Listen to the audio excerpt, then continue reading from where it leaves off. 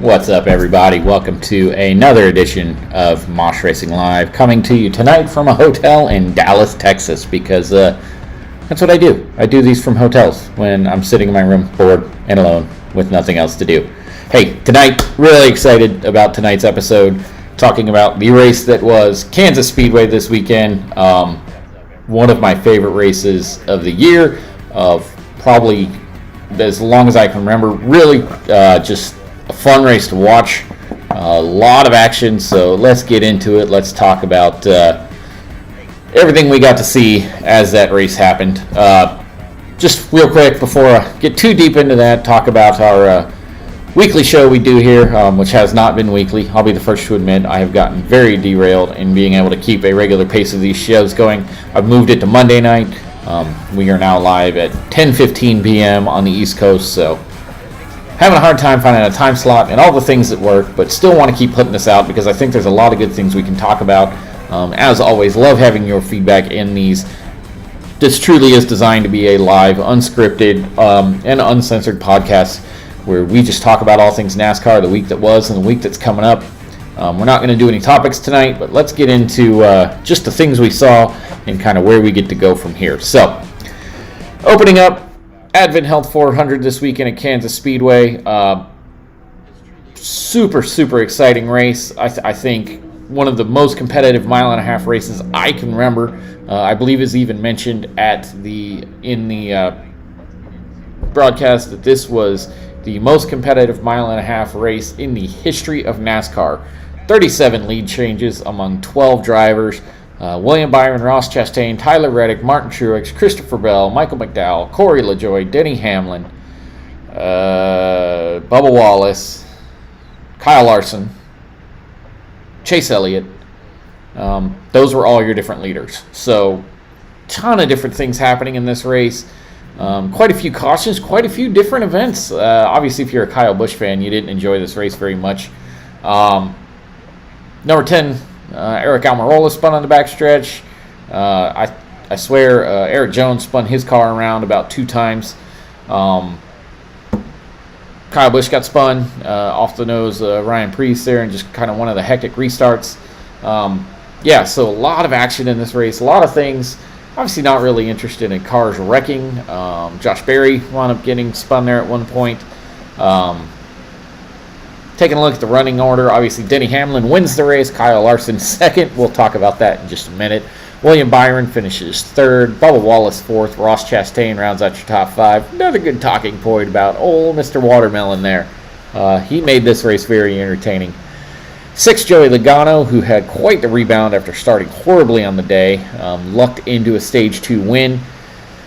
7th was Chase Elliott. Martin Truex Jr., who was very strong all day, winds up 8th. Tyler Reddick 9th, and Austin Dillon rounds out your top 10. Your stage winners, Stage 1 was Denny Hamlin, and Stage 2 obviously was Joey Logano, with the final stage win and the race win going to Denny Hamlin after a rather controversial incident happening there at the start of that race. So, hey, let's talk about, before we do that, let's look at the very beginning of this race. Lap 6, these guys are already going at it. Kyle Larson spins off the nose of Tyler Reddick, coming to just complete that lap. I mean, these guys are racing like it's the end of the race.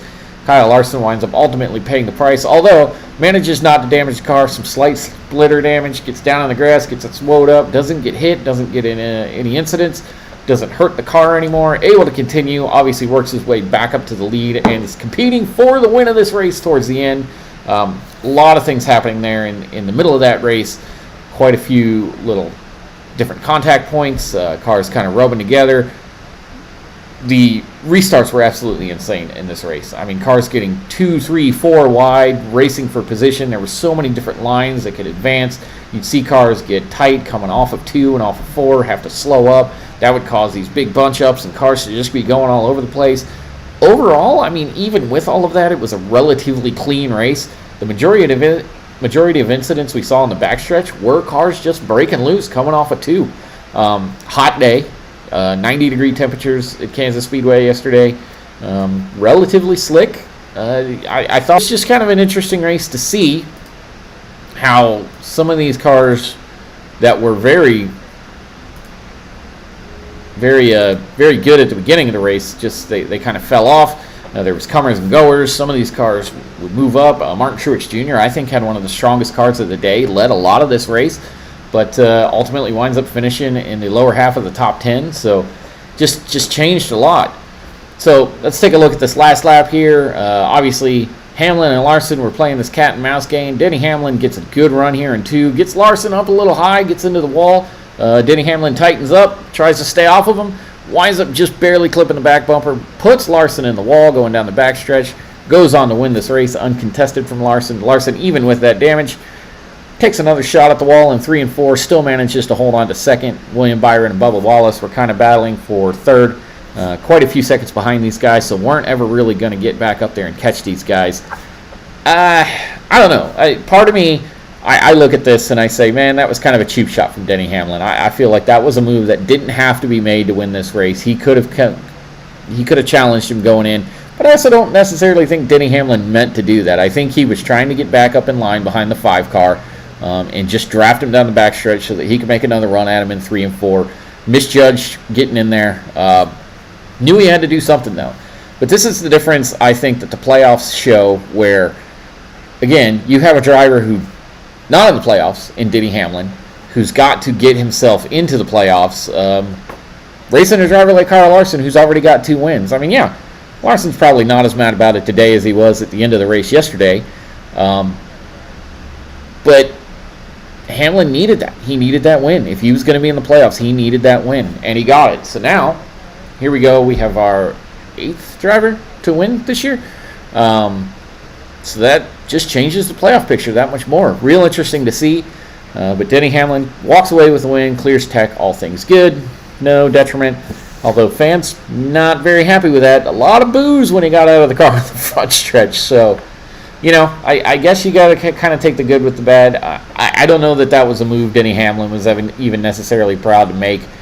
He even said there at the end of that, during his interview, that, if I'm the 5 or if that happened to me, I'm pissed. So, it's kind of the nature of what it takes to win these races.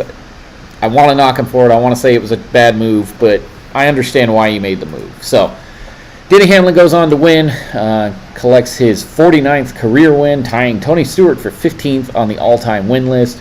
It's crazy to think Denny Hamlin has that many wins without the championship component to it. And, I think he's a perennial championship contender. He just has not crossed that barrier. So, I'm curious to see now he's locked in the playoffs, as long as we don't get a bunch of new winners between now and the end of the season. See where that goes. Quite the points shake-up as we got to that into that race as well. Watching kind of where the points wind up towards the end of that race, Ross Chastain still leading the driver points. Christopher Bell, who also was involved in an accident, he'll still remain second. Martin Truex Jr. is third. This is just the driver points, not the playoff points. But where it got real interesting is down a little bit lower in the points. Obviously, Alex Bowman currently sits 15th in points. He's missed the last few weeks. Not sure how long he's going to be out with Josh Berry subbing in the 48 car. So entirely possible he's going to fall out of that playoff ranking. Daniel Suarez showed some speed in that race. He currently sits 16th in the driver points. I believe he is the last seed in the playoff points as it stands right now, with Chase Briscoe just ahead of him. Bubba Wallace making some gains with some faltering from Ty Gibbs, who started very strong in that race. He had an incident where he wound up spinning, tore the tires off of it, got stuck out in the grass, kind of ended his day, where he really didn't make any contact. He barely contacted the inside wall, but by keeping the car too fast coming back to pit road, wound up tearing the right front fender off with a blown tire, and had no steering with both front tires being flat. Tried to get it down on the pit road, and when he came in there, he couldn't even get it turned to go straight on pit road. Gets out into the grass on the infield there. Once he was there, he was just lost. He couldn't do anything with the car. So that hurt him. Michael McDowell, currently 20th in points. He's had a little bit of a falter. Austin Cindric also gets bypassed. Bubba Wallace jumped 3 points, or 3 positions. Went from 21st to 18th in points with that 4th place finish this week. So it's interesting to kind of watch where that playoff bubble is starting to shape up. Now, obviously, some of the things you got to take into consideration here. Drivers who are down below that. Chase Elliott still sits currently in driver points 29th after missing those handful of weeks earlier this season after the snowboarding accident. So I think it's a shoo-in that Chase Elliott wins the race. He's going to leapfrog all these guys. There's other guys in that list that could easily do that. AJ Allmendinger, with all the road courses we have coming up over the summer, can easily leapfrog those guys. He's currently 26th.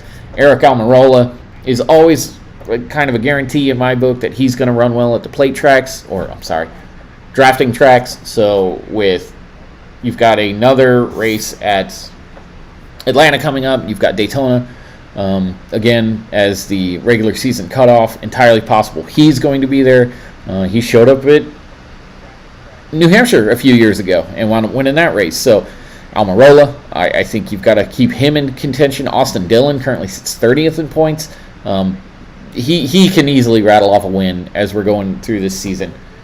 He's got Kyle Busch as a teammate. I think that they showed that stat yesterday during the broadcast about Richard Childress Racing, how through 2014 through 2018, that team had a total of 4 wins. And then in the last year and a half, between Austin Dillon, Tyler Reddick, when he was still in the 8 car, and now Kyle Busch's 2 wins this year, they managed to get 6 wins in the last year and a half. So I think there's something to be said about a lot of these cars who can easily leapfrog these guys that are down here in these bubble positions, putting guys like Chris Buescher, who currently sits 13th in points. He could be jumped.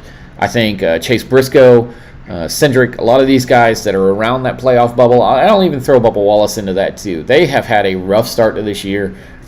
They've shown speed. They just haven't always done things with it. So, Bubba's got to get it together. He's got to get a win. He's got to get a win. At this point, Bubba's got to get a win if he's going to save himself into that playoff picture.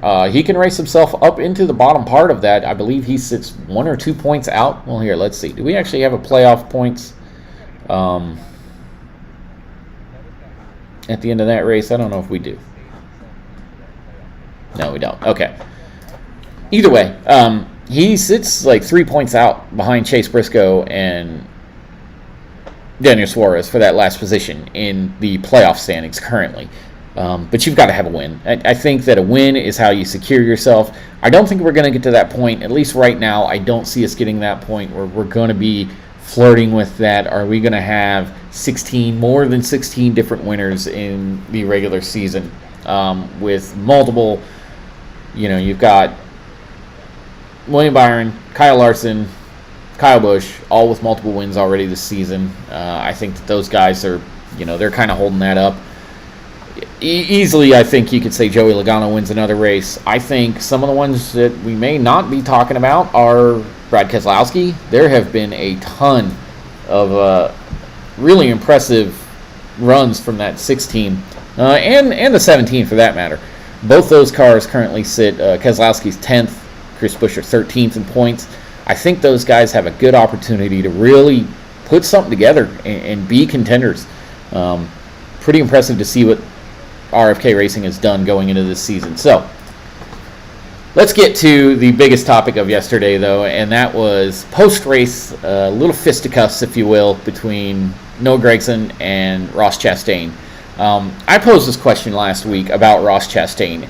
He keeps seeming to find himself in these situations where I don't think, or at least I didn't think until yesterday, that Ross Chastain was really out there trying to be the bad guy. I don't think he was out there taking the bad boy, Dale Earnhardt, Kyle Busch approach to his impression of how he's going to race these races, and I'm just going to knock people out of the way, and I don't care. He legitimately doesn't seem like he's trying to do that. Or at least he didn't. But I got the impression after that little incident at the end of yesterday where basically Gragson felt that he used him up coming up the racetrack, coming out of 4, didn't give him any room, just drove up into him, drove him into the wall. Gragson kind of came down and gave him a little love tap on the side there and continued on, but wound up cutting a tire. Had some issues there a little bit later. Into that race, Noah went up to Ross to basically say something about it, and Ross was not having it. He just wasn't going to apologize, was not even trying to have a conversation with him, just basically said, hey, I was just racing you. If you don't like it, whatever. Snow grabs by the fire suit, and Ross very clearly in the video says, stop. Tells him to stop, and Noah's getting a little aggressive. And so Ross just plants one on him. I mean, he made some solid contact. Good. You heard it. You heard the sound. Yeah, and then it instantly gets broken up. And my favorite thing about that is as soon as it's done, Ross is like, I'm not fighting. No, that's done. So, I mean, it was interesting to see a lot of the instant post commentary on that is like, maybe we need to institute some hockey rules. Let them go at it until one of them hits the ground. But I don't know that we need that. I don't know. But what was real interesting, though, is after they got it pulled away and Ross kind of walks away, and Noah's a little hot after that, obviously. Chase Elliott walks by and says, well, somebody had to do it. So it's interesting to me that there seems to be a lot more people than just Denny Hamlin now that really have an issue with the way that Ross Chastain races. And it's kind of made me rethink. I've gone into this whole season talking about Ross Chastain. Like, I just don't see him as being the bad guy. I mean, yes, he's a very aggressive driver, and he will make things happen. He'll put his nose in places that maybe most drivers wouldn't. But in a lot of those situations, it doesn't necessarily seem like he's trying to be too aggressive. But I'm having to rethink that now because I'm starting to see from a lot of the post feedback on that, they're not really giving Ross a lot of slack here. I think he's raced a little. I think he maybe has stepped over a boundary. Maybe he's raced a little bit too hard, a little too much. And he's wreaked a little too much havoc that now it's coming back on him. Do I think that Noah Gregson's going to go out there and directly retaliate against Ross? No, not immediately.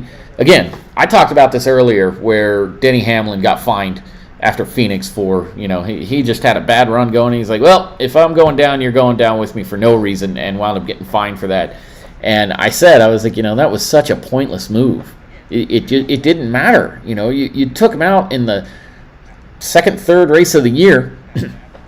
That doesn't affect him. That did nothing to Ross Chastain. He's leading the points now, even after that.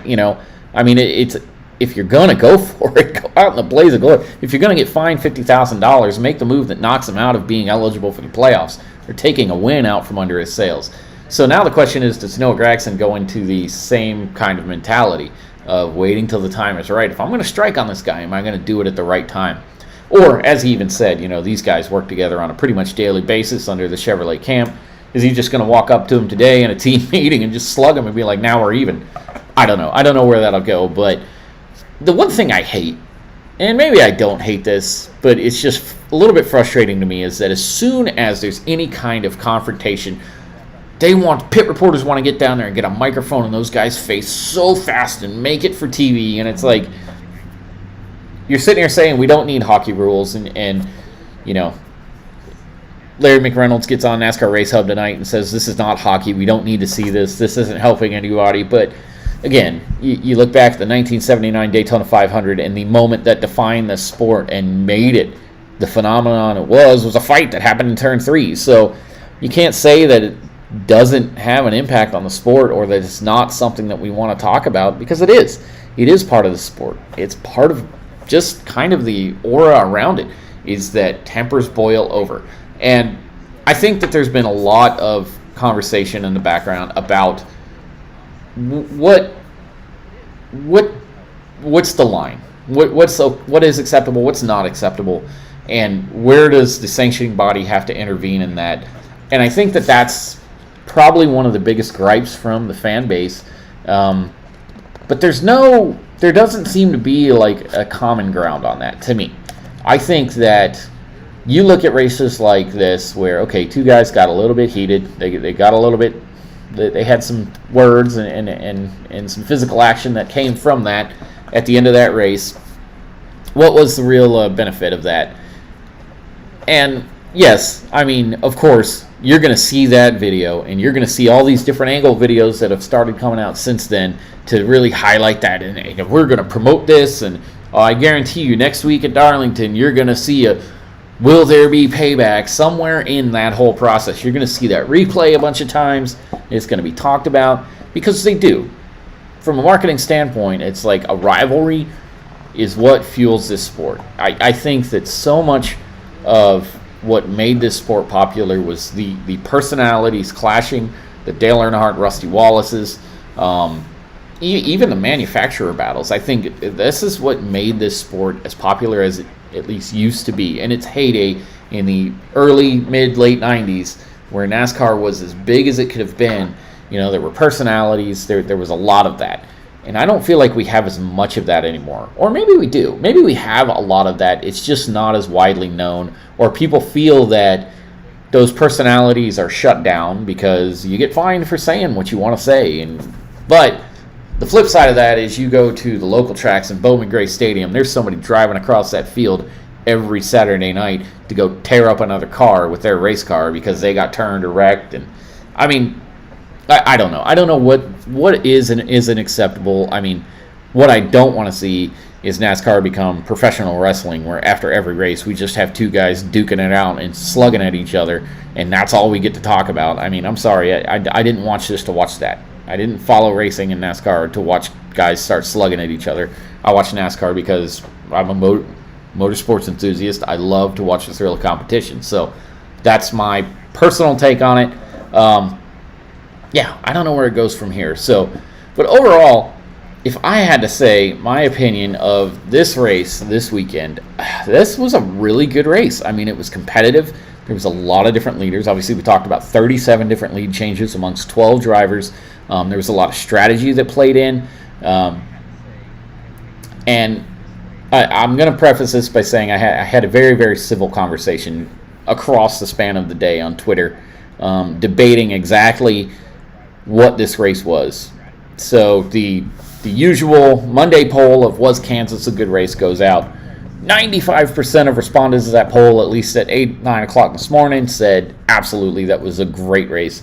5% said no. And Dave Moody got on there and commented and said, this is just proof that 5% of the fan base will never be happy.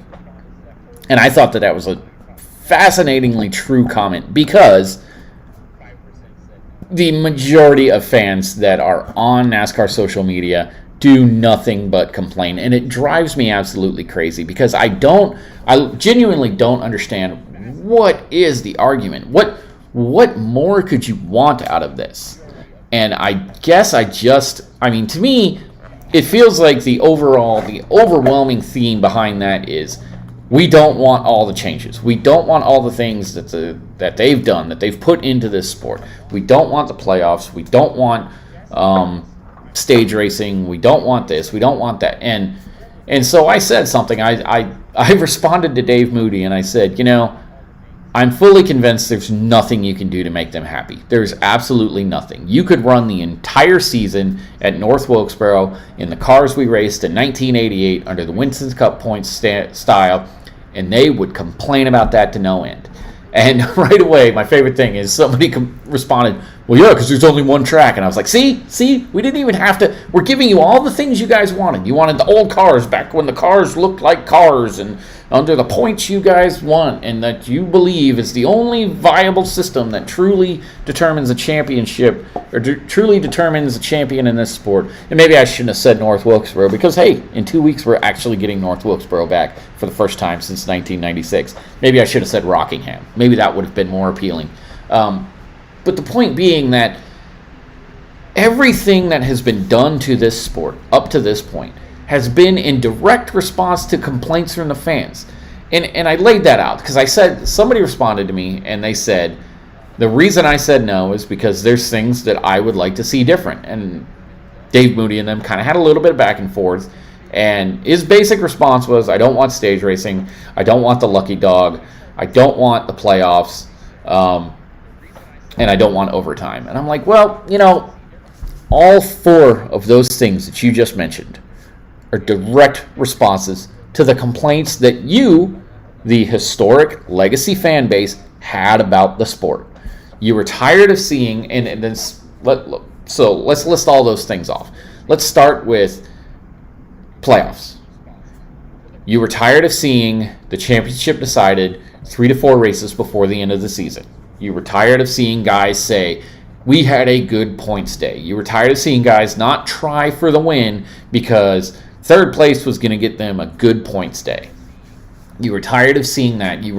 What was the straw that broke the camel's back was Matt Kenseth's 2003 championship, where he only won 2 races, and I couldn't tell you who else won races that year, but somebody else, Dale Jarrett, Jimmy Johnson, Jeff Gordon, whoever, won 6, 7 races.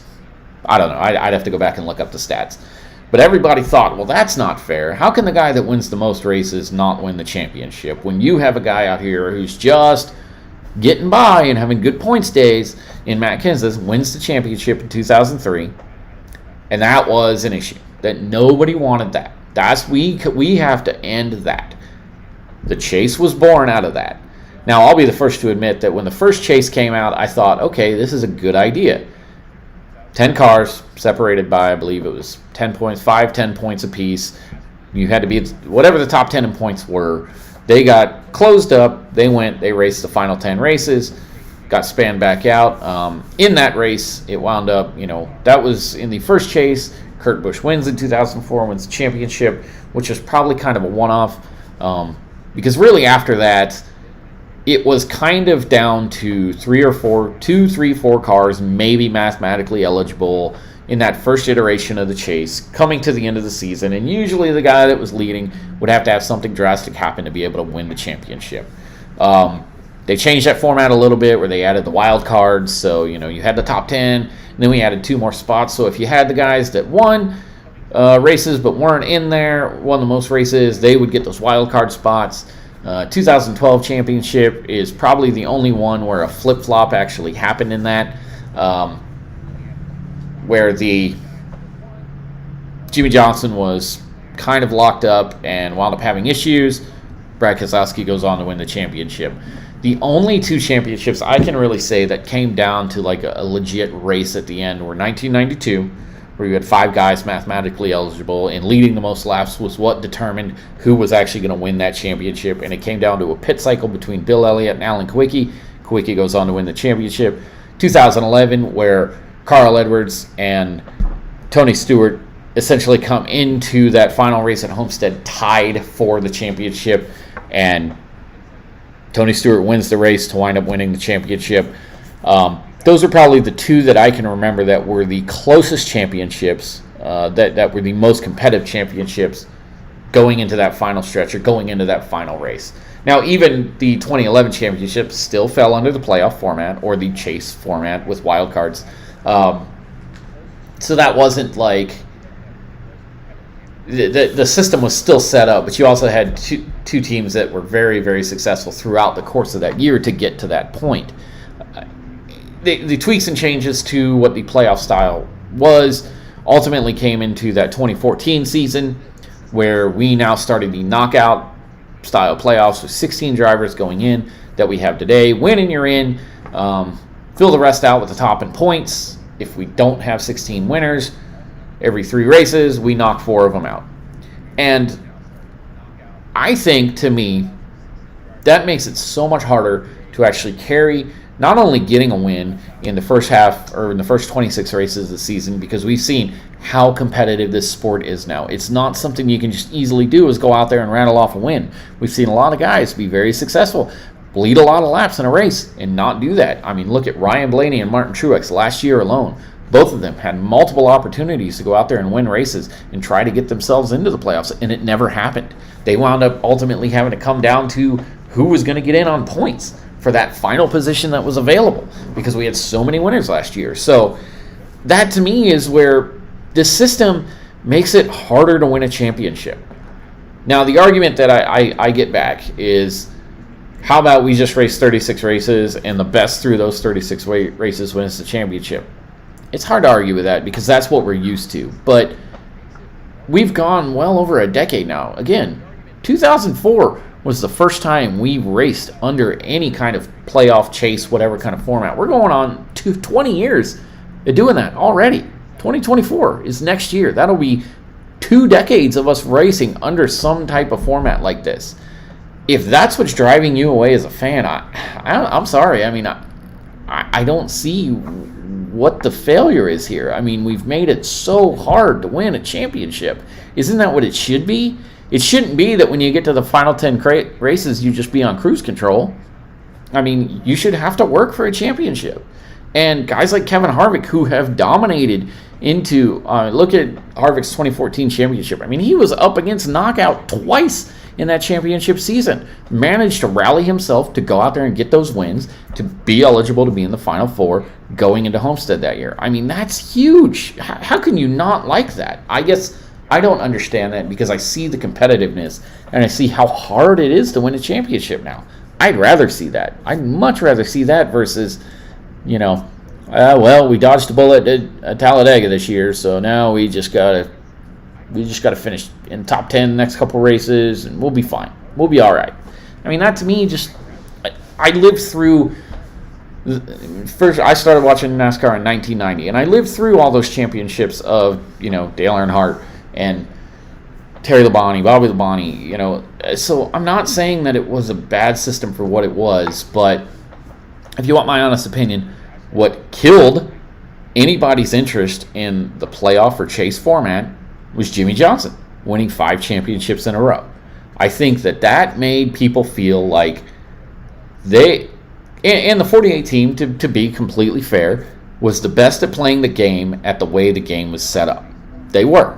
At the time that they did that, that was the game they had to play, and they figured out how to do it and do it really well. But you know how they did it? They went out there and they won a bunch of races. It wasn't like Jimmie Johnson just limped around and made it into the playoffs in 10th place and then started rattling off wins. No, they were consistently winning through all 5 of those consecutive championships. The only difference was it didn't come down to win. You basically have to win the final race. And when you think about that, I mean, since 2014 and Kevin Harvick, the winner of the championship has won the final race of the season every single year since then. We have not had somebody finish 3rd to win the championship. It has been 2014 on, almost a decade now, that the winner of that race, the winner of the championship, had to win the final race at Homestead to win the championship. And I mean, that's pretty cool to me, that there hasn't been 2 celebrations going on there since 2013. Yeah, 2013 was the last time somebody other than the champion won that race, because that was Jimmie Johnson's 6th championship, and he didn't win that race. So that's crazy to me. I mean, but that shows the level of competition and how hard it is, how hard you have to work to win these championships. So to say that, we just need to go back to the system we were always under, well, we haven't been under that system for almost 2 decades now, and I think that it's proven that it works. The reason I think that people got so turned off to Jimmie Johnson winning 5 championships in a row is because it just wasn't the way it was done before. And even when we tried to change the system in that, and you figure that Jimmie Johnson got a 7th championship under the current playoff knockout style format, every time we changed the system, every time we changed the car, those guys figured out how to win, and they won, and they did it. So I don't think you'll ever see that happen again. As long as we have this playoff format, and as long as we have this style of determining a champion, that's never going to go away. So the other point that I thought was interesting, though, is stage racing. They said they don't want stage racing, and I'll agree to half of that. I like stage racing. I think stage racing is a unique way to put incentive out there to do something in the middle of the race. Again, not just ride around. The one thing I don't like about stage racing, or I don't think is necessary about stage racing, is the caution. We started that this year at the road courses, where we're just going to award the stage points and keep the race going. I think we need to do that everywhere. I think the stages absolutely stay because it's incentive. It builds a different strategy into the way that the race is run. But just keep the green flag out. Just keep going. We don't have to throw the yellow there. I don't think that's necessary. Although, I will say, to some of my friends who are not avid fans like I am, that are more very, very casual and occasional fans that will come to a race, they kind of enjoyed it. They kind of enjoyed having a break in the race that they knew was going to happen, so that they could kind of plan, okay, hey, this is going to happen. We'll go run to the bathroom. We'll go get our snacks, whatever. They kind of enjoyed that. So it depends on what audience you're trying to satisfy here. I'd just like to see the stage points awarded and we keep going. That way you're not forcing the pit cycle strategy. Some people can run long, some people can run short. I don't know. I think that's one thing I would like to see different. back to the playoffs real quick. There was one more point I wanted to make on that. Because one thing I would agree I'd like to see happen with the playoffs is, okay, you have your top 16 that go into the playoffs. As you get knocked out, so when your first 4 get knocked out and now you only have your top 12, see, the way they set the points, so you get, 2,000 points or whatever it is that first level. Those guys don't go back down. They don't lose those bonus points that are given to them to make them be playoff drivers. I'd like to see that go away. So last year where Martin Truex Jr. didn't make the playoffs, wound up finishing 17th in points. I think that if you fall out, you just go back into the pool. So even if you have a win and you're one of those guys like Michael McDowell when he won Daytona 500 a few years ago, he wins the Daytona 500, so he's in, but really he was 28th in points. So when he gets knocked out of the playoffs, let him go back to where he is so these other drivers have an opportunity to get higher in the point fund. I would rather see that versus them just being locked in. You're in the 16, nothing changes about that. I'd like to see him fall back into the pool. That way even your 17th place guy after the first few weeks still has a potential of finishing 5th in the points, because if they've earned all of that, if they were the highest, say we had 16 winners, but you have somebody who's running away with points. Chastain's the points leader right now. Let's say he doesn't win a race between now and the regular season cutoff. But he's 60 points ahead of the next guy, throwing a number out there. He should be allowed to continue that. So that, legitimately, he could wind up 5th in points. That seems like that would be the way that I would compensate to your overall points total still matters, but in the playoffs, we're going to narrow it down to these 4 drivers. They're going to be 1st through 4th no matter what. But the rest of you go back into the pool and you race for your positions through the points. So that'll determine where you're at in the owner standings. And maybe you just do it in the owner standings. Don't do it in the driver standings. I don't know. Just that to me is a way that you build that out and you make it a little bit better. Another point I would say that came up about it today, though, that why they didn't like the race was overtime. Well, we didn't have an overtime finish there. But again, here's another thing that directly responding to the fans' complaints, because this was an unintended consequence of not racing back to the yellow, which was another issue. People said that we shouldn't have the lucky dog rule. Well, there was that incident that happened at New Hampshire in 2005. Dale Jarrett, whoever it was, Michael Waltrip's, I don't remember who, but they spun on the front stretch. Wreck happens. Cars racing back to the yellow. And normally what happens is there was this gentleman's agreement among the drivers that, if yellow comes out, we're going to, just hold our position, slow down. We'll let the lap cars get their laps back, and we'll just kind of cruise to the line, go catch the pace car. Until you had guys racing for position and racing to stay on the lead lap and racing each other for position, coming around turn 4 in New Hampshire, and here's a car dead on the front stretch, and we're now dodging him while we're racing for position to get to the yellow flag. NASCAR said, no more. We're not doing that. That's a dangerous situation. To me, you're threatening safety of drivers and things. Freezing the field at the time of yellow, I don't have an issue with that. Now, the unintended consequence of that was that if we're on the last lap of the race, Talladega, 2005, and something happens, we freeze the field at time of caution, well, now we just decided to race, and we didn't even give it an opportunity to race back. And I will say, NASCAR's done at least a decent job that once the white flag comes out, they're not trying to throw the yellow as soon as something happens, unless it's just a legit safety issue that's going to be an issue. So I thought that was kind of unfair to criticize a safety move. But because these drivers now can't pass the leader, going back to the line, racing back to the yellow to get their laps back, well, that was where the lucky dog came from. It's an easy thing. It builds a new strategy in, because now there's a race that's happening for 17th place that before didn't really matter. But when your driver's in that position, and I'm a Bubba Wallace fan, we're in that position a lot, it's interesting to see them competing for that lucky dog position, because now I get my lap back, which they were going to be given that lap back in the old system anyway. So why we're not losing anything in that. But where overtime, I would contest that overtime has taken so many different forms, and we're going to do 3 overtimes, and we're going to do this, and then we had the overtime line, and it just got so confusing. I like the way it is right now. Like, we're going to do overtimes, we're going to do everything we can to get a green flag finish out of the race. You take the white flag, that's the overtime line, the start-finish line. I guess the one kind of downside to it is like at Talladega a few weeks ago, where you're racing to win. You're racing to lead to the white, not to the checkered, because you're assuming there's going to be a wreck, and you're trying to beat that wreck. So, I don't know. I mean, at the end of the day, they had overtime, green, white, checkered finishes in the Truck Series for years. There was an objective to try to get these races to end under a green flag race, to let them actually race to a finish. I don't think that's a bad thing. I think that's existed at so many short tracks for so long, or that we didn't count caution laps so that we could get green flag races. Ending races under caution has been so anticlimactic for so many years that that's just not something people are interested in. So I'm fine with there being an overtime. Now, granted, the downside of that is you take Daytona 500 this year. How many overtimes did we run? 3, 4? I mean, as many as it took, right? When it was 530 miles was the actual distance of the race.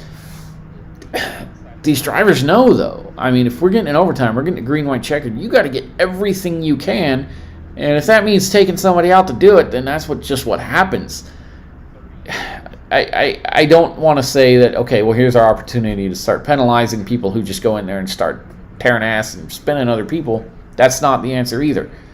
I don't know. I mean, where's the middle ground in that? Because I think I want to see a green flag finish. I don't want to watch a race end under caution. I've watched a lot of races end under caution. It's not fun. I mean, it's very anticlimactic. I want to see races get raced. I want to watch them race to a finish as much as practical without risking safety. So that's my take on overtime, lucky dog, points, and stage racing. I'm for it. The sport's more competitive now than it has ever been in the history of it. I remember watching races in the 90s and seeing 5 cars finish on the lead lap. That's not appealing to me. The fact that we had 12 cars finish on the lead lap a few weeks ago, or last week at Dover, that was kind of surprising. That was like the racing of old, you know, guys just getting lapped and not running well, and cars fading, and it was a fight for who got the lucky dog. So it was a little bit interesting. Yeah, I don't know. I don't know what the right answer is there. I don't think any of this stuff goes away. I mean, if you're a fan of this sport, you're going to have to kind of embrace it at this point, because even the playoff style championships, that's been implemented at so many short tracks around the country now that's pretty standard operating. So yeah, I think you embrace this stuff and you accept that this is how the sport's going to be run. And I get it. I mean, a lot of fans have turned away from the sport because of all the changes. Change is hard, change is scary, blah, blah, blah, whatever. I love it. I love, at the end of the day, if you go look at these race cars and you talk to these race car drivers and these teams and everything, they're not going out there to just fumble around. I mean, it doesn't matter what the rules are. It doesn't matter what the playoff format is or the stage races or any of that. At the end of the day, if these guys get in those cars, they want to go out and they want to win the race. They want to run as hard and as fast as they can and finish as well as they can. None of that has changed. It doesn't matter what the car is, I mean, you could put these guys on a fucking soapbox and that's what they're going to do. They're going to go out there and they're going to race as hard as they can, and they're going to get the most out of that equipment they can, and they're going to go try to win with whatever they can. None of these guys, none of them, at the end of the day, is trying not to do that. Nobody's going out there in points racing. Nobody's going out there and just settling for, there's no such thing as field fillers anymore. I mean, there's cars that are legitimately trying to gain funding, trying to gain sponsorship so that they can run better and do better the next race. That's why they're here. That's the fundamental reason we race has never gone away. And it doesn't matter what the points are. It doesn't matter what the stages are. None of that matters. That's what these guys are here to do. That's what I'm doing every single week that I'm on iRacing. So I just don't think it matters. Hey, that's a good little segue into iRacing. Didn't get to run the actual NIS race this week at Kansas. I ran a couple of fixed races just because that's all I really had time to do. First race, not so good. Started 16th, wound up working my way up to a top 5. Tried a different tire strategy that just did not work out. Fell back, got my way back into the top 10. Was running about 8th when a car under me just got really tight. got into my left rear quarter panel, spun me down.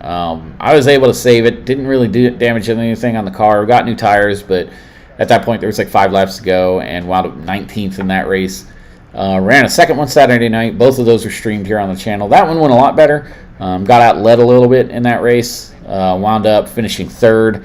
I tried to be real conservative on the tires. The 2 leaders that got out ahead of me, I was kind of waiting for them to start racing each other, and was hoping I would be able to have some tire under me to go run them down when they started racing each other, and I did for a minute.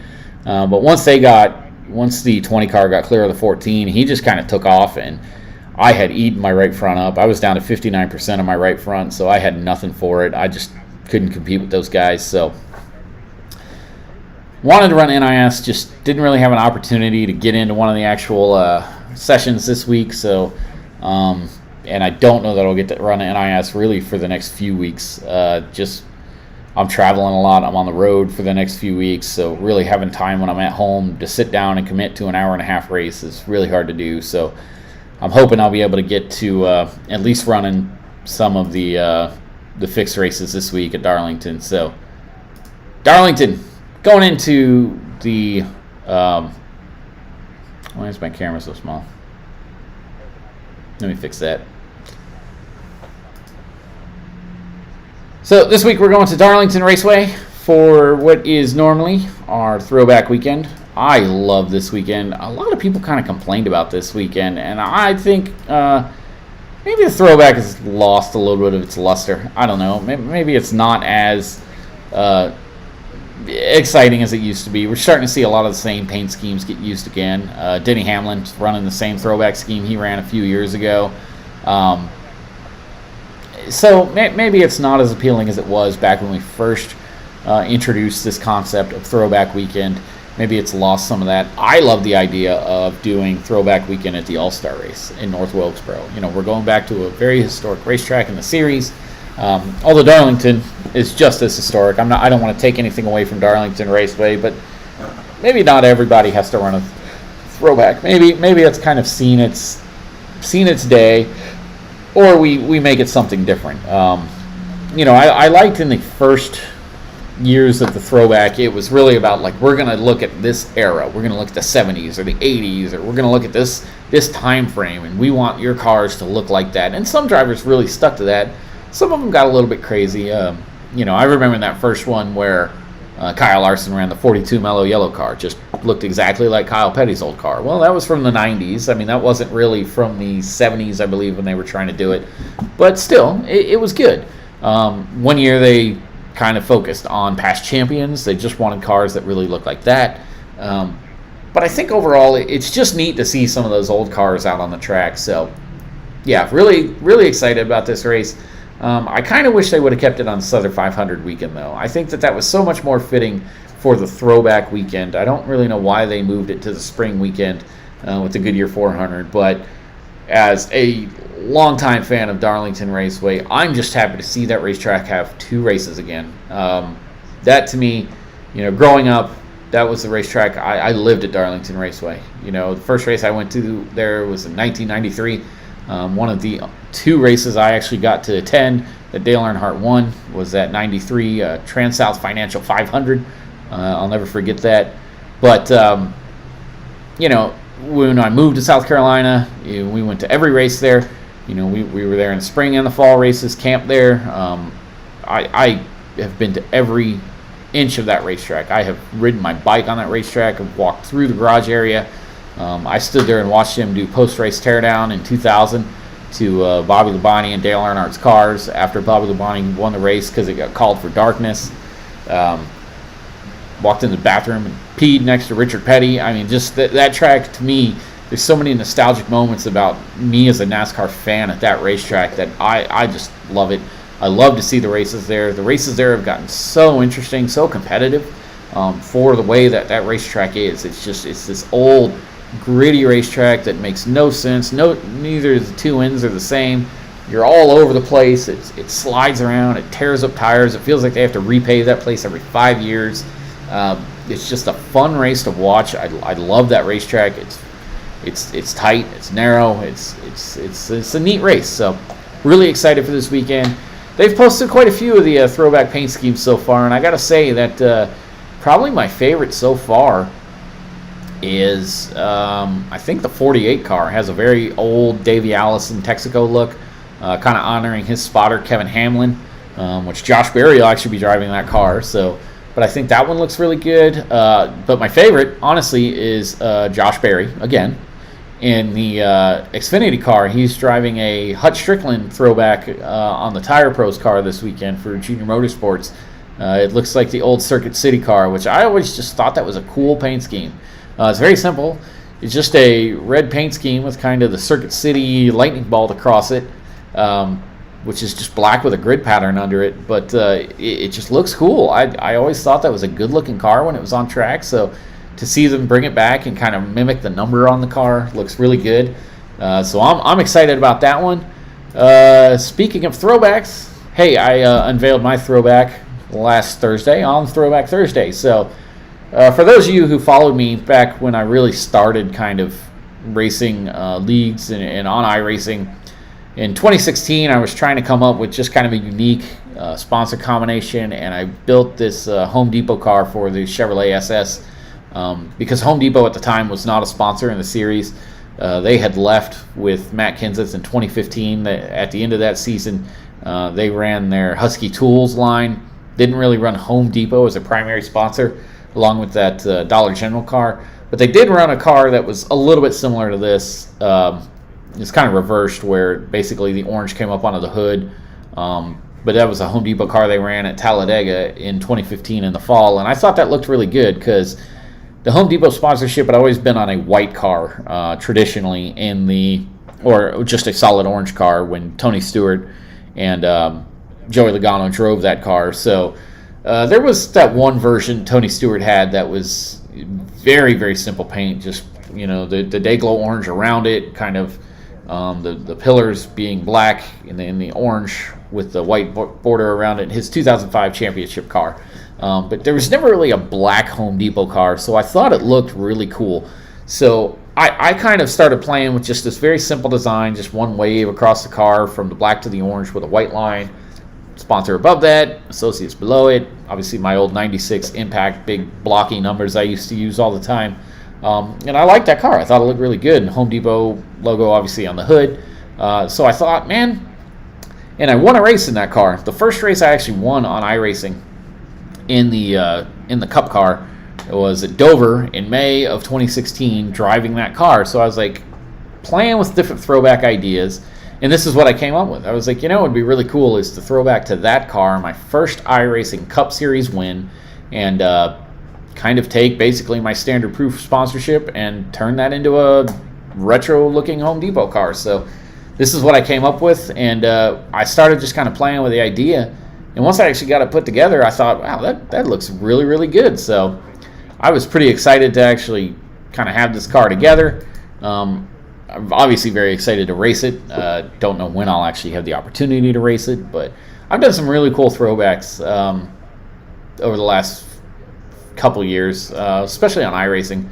Last year, I did the one-wheel Dale Earnhardt throwback to the old 96 car, his first start car. The year before that, I ran the Cessna car, although it was throwback to Derek Cope's 1990 Daytona 500 win car, and I basically took the Cessna logo and replaced the checker pattern on that car with the little Cessna logo, and then just had the Cessna match. It looked cool. I thought that was a fun one. One of my other favorites I did was the I think it was 2016. I ran at Darlington. It was a throwback to the old Dale Jarrett, his first win car that he got at Michigan when he had that race that happened on a Monday where him and Davey Allison battled in the line and he just barely beat him by a nose. But the old Citgo car, and how basically the Citgo logo looks a lot like the Delta logo. So I replaced all the Citgo, and even where it kind of went up the quarter panel up into the C post, kind of over the window, I put the Delta logo up across there with the lines on it. It just looked really cool. I thought that was a fun one too. So I'm excited to drive this car though. I mean, it's admittedly not one of my most creative throwbacks, but I just like it. I think it's a neat way to kind of look back at, kind of my history in iRacing and in racing and virtual cars. So it's going to be a fun one to drive this week, and I need to get it actually posted into Trading Paint so that it'll be available and start showing up when I load into races for everybody. So pretty excited about that. Looking forward to watching the race, though. I'm sure CeeLo, I don't know if he's going to be live streaming it or not, but if he is, I'll probably be over there on his channel just chatting with everybody and arguing with all the Bubba haters. They cried a lot this week when he finished fourth. Boo-hoo. Yeah, they're going to be real upset when he makes the playoffs. It's not easy. It's not an easy life being a fan of the most hated driver in the sport. Hey, I think we're going to wrap it up here. That's an hour-long show almost. Thanks, as always, to everybody who watches these and everybody that joins. Always appreciate having you guys come in and join us on the live streams.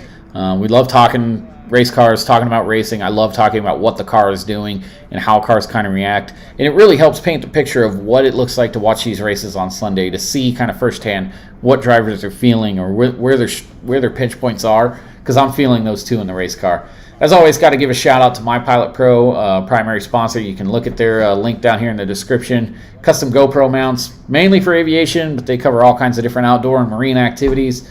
Custom mounts for that. Use that link down there and go order yours today. That'll do it for this week's Mosh Racing Live. Again, we'll be racing Darlington probably this weekend. Look for us Friday night to be out here on the live streams. I'll try to get some actually posted in here. Next week, we'll be talking about the post-race Darlington, and I'll be coming to you live from Detroit. I'm going to plan to do that again on Monday night. But as always, appreciate everybody's time. Appreciate you watching. We'll see you guys later this week on iRacing, and we'll see you next week here back for another episode of Mosh Racing Live. Take care, everybody.